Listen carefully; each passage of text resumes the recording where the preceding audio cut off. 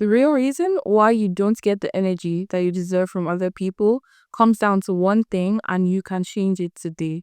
And no, it's not because you're not good enough. It's not because you're not smart enough. It's not because you're not pretty enough.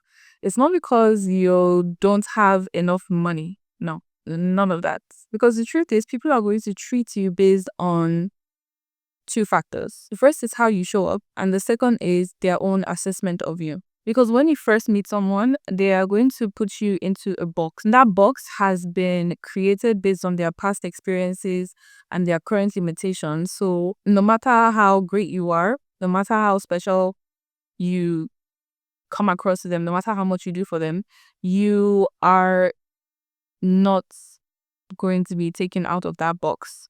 But the fact that you're not going to be taken out of that box has nothing to do with the energy that they're going to be giving you in the meantime that you have that interaction with them. That energy is what we're going to focus on because that's very important. It's basically how they're going to respect you or how you're going to perceive their respects through the energy that they give to you. Best part is that the little shifts that we're going to be discussing in this video are going to change how people see you, how they treat you, and more importantly, how you see yourself. I'm going to say that again, how you see yourself, because that's the most important part. And trust me, I get it. Sometimes you walk into a room and you feel completely overlooked, or you feel like your presence holds no weight in the room, or you interact with someone and you feel like they don't see the real you. They just see the shell of a person, or you're not able to connect with the real you. I get it. But after today, trust me, all of that is going to change, because we're now going to discuss how to get the energy that you deserve from other people. We're going to dive straight into our first talking points, which is how you walk in is how they're going to treat you. Have you ever noticed that some people just walk into the room like they own the room without saying a word? Most of the time it catches your attention, but I want you to be the person who is catching that attention. Not necessarily saying that attention is the most important, valuable currency in the world. It is, but in the sense that I want you to be the center of attention in every room that you walk into, and for good things and good things only, because you are that important. You are that important where you can walk into a room, command everybody's attention in there, and have their eyes on you for the entire evening, or for the entire day, or for the entire duration of the meeting, whatever the case may be. So yes, how do people walk into certain rooms and just command all the energy in their direction? It's in the way they move. It's in the way they stand. It's in the way they walk. It's in the way they look around. They just look like they belong there. And that's the first step to doing that. You have to know that you belong in that room. If you have access to that room, you belong in that room. You deserve that moment. So whenever you walk into a room, I want you to have your shoulders back, your chin up, and make eye contact. But you have to make it friendly. You don't have to stare down, the entire room. Just simple eye contact, a smile if needed, but it's not necessary. I remember when I used to walk into places feeling small and nobody would ever notice me. So the day I decided to finally start taking up space and not caring what other people think, that was the day that everything changed. Honestly, that was the day that I started having more confidence to do whatever I wanted to do, dress however I wanted to dress, and to go wherever I wanted to go, because I made sure that I command my world. Everything is, rotating. The earth truly revolves around me. I am the center of my universe. And I understand this fully. I embody this. And I do not let anything phase me. No matter what's going on in that person's universe, no matter what's going on in my environment, it does not phase me. Whatever I focus on is what I can control and is what deserves 100% of my attention. And most of the time, it is me or what I'm doing on this channel, or my work, because I finally did it. I finally understood that I am the center of the universe. I am where consciousness begins from and where consciousness ends in every single room that I walk into. But I cannot live from someone else's experience. I can only live from mine. So this is truly where it begins and where it ends. And I want you to understand that for yourself. The next one might be a little bit controversial, but you have to stop over explaining yourself. You don't owe them that.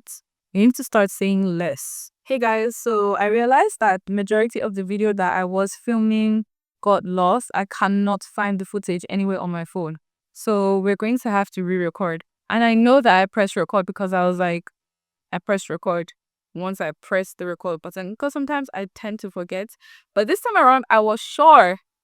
But then again, here we are. How many times have you explained a decision like you're asking for permission? Oh, I didn't come because, I was so late and I had to take my cat to the vet and, she wasn't drinking her milk anymore and I got lost along the way and, it was just too much and I didn't want to see anyone that was there.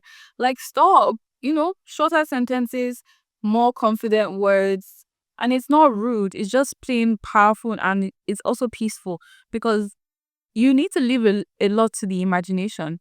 If you're not able to make an event or if you want to change the plans, you just need to say it as is and leave it at that. You don't necessarily have to explain from the genesis to the revelation of why you're making this decision. It's your decision and you're the only person that has to live with the consequences.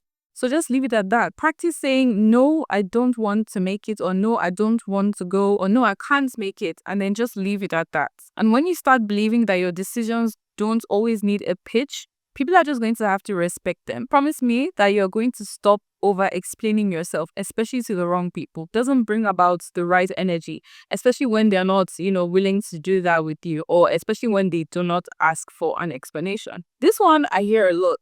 The calm person runs the room. How many of us have a friend who just never loses her cool in any given situation?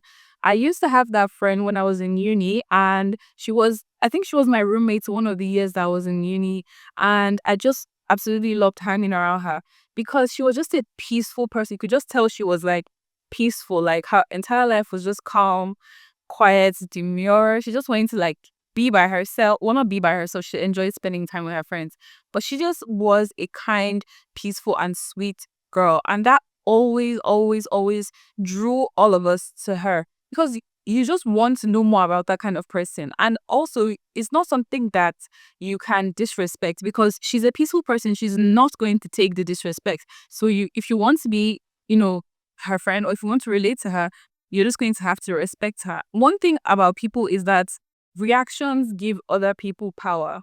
I don't know why this is, but when you are giving outrageous reactions to other people, they tend to feel like they have that power over you, or they tend to feel like they were able to draw that out of you. Like you cannot control yourself around them.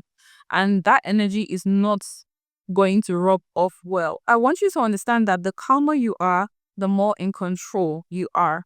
Because it's only a calm person that has full control over their emotions. It's only someone that's calm, that is unshakable, that you're going to be able to reset because you cannot tamper with this person's emotions. You can't regulate their emotions. They are the only person that is in charge of regulating their emotions. Next time you want to respond emotionally or respond, in an over exaggerated way, take a breath. Like just relax and let people earn your words. Let people wait for your response and wait for your words. Let them wait for what you're going to say. It doesn't always have to be rah, rah, rah, rah, rah.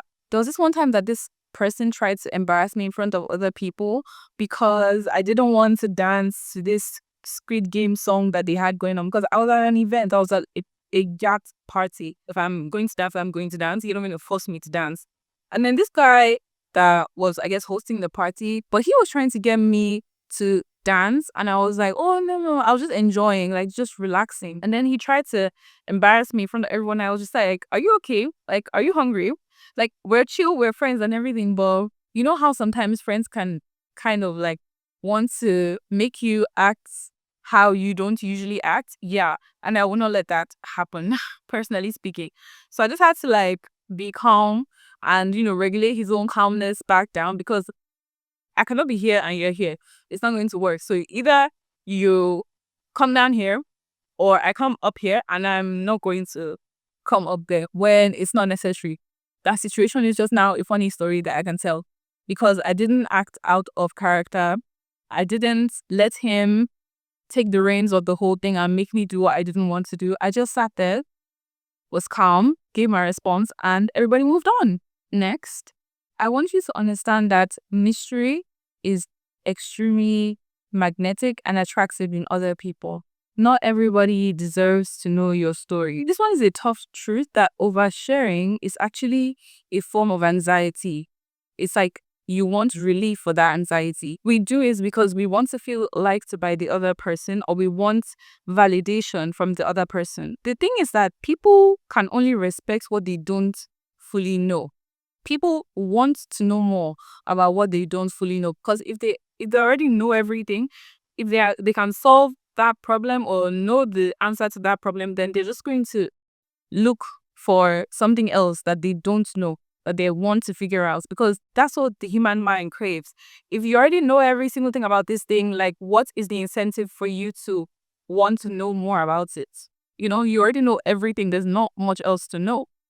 And that's where mystery comes in. Start listening more than you speak. Smile when you hear something interesting, laugh if needed, but don't always rush to give up your entire story. Let people earn the details to your life. Let them earn the access to your life that they do so desperately crave. And let them earn the information that you give out to them. So people should only be knowing what you want them to know. Everybody always wants to know more, but nobody has ever regretted saying less. And lastly, but most importantly, your boundaries teach people how to treat you. It teaches people how to respect you. It teaches people how to act around you.